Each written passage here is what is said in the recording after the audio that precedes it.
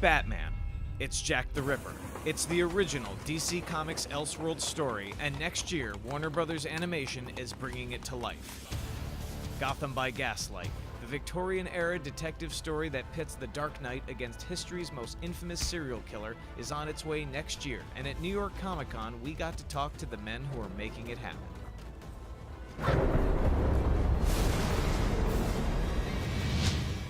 Hi everyone, I'm talking with the director of Gotham by Gaslight, Sam Liu. Sam, thank you very much for talking with us. My pleasure. We're excited for the movie.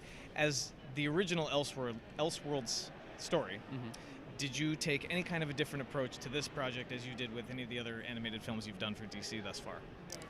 I kind of feel like, whenever we do a story, we have to sort of figure out tonally, how do we want to tell the story. But this one is probably by far the largest sort of leap, because outside of just, is this a spring drama kind of movie, or is this a summer action blockbuster kind of movie, this one obviously takes place in the turn of the century, so I think tonally and stylistically, it needed to feel different.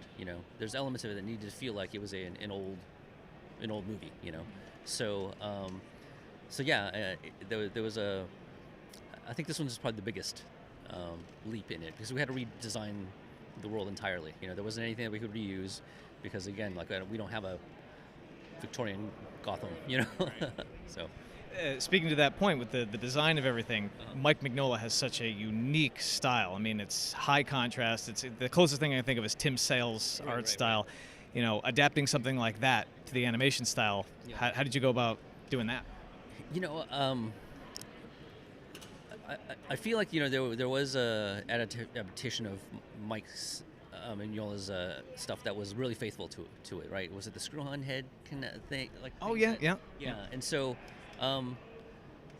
That's probably about as perfect as you're going to get to his style, and given kind of what we do, and again, that a lot of this sort of gets outsourced. A lot of times we design, with sort of like how do you sort of dummy-proof things, so there's less, areas to sort of mess up, So it's unfortunate. I mean, I wish we had the time and the budget and all that kind of stuff to make it as faithful as we could. So we had to sort of settle on a something that sort of hits hopefully the spirit of what Mike Mignola's style is. I mean, if you look at it, you're not going to think Mike Mignola, but there's elements of it, I think, because we did change things like sort of, the simplification, a certain amount of blockiness that kind of is with it.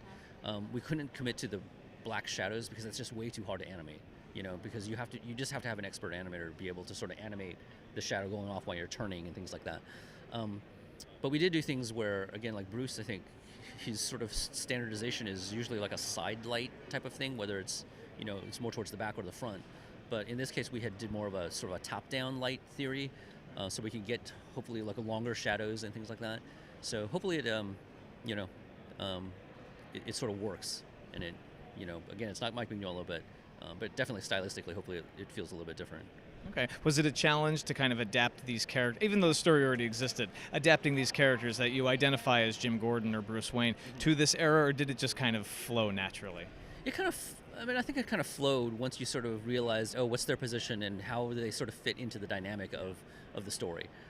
It was a lot of fun because, again, just sort of like you try to put, either Jim Gordon isms or Bruce Wayne isms or Selena Kyle isms into it, And so just for this sort of like fan Easter eggy element of it, it was a lot of fun.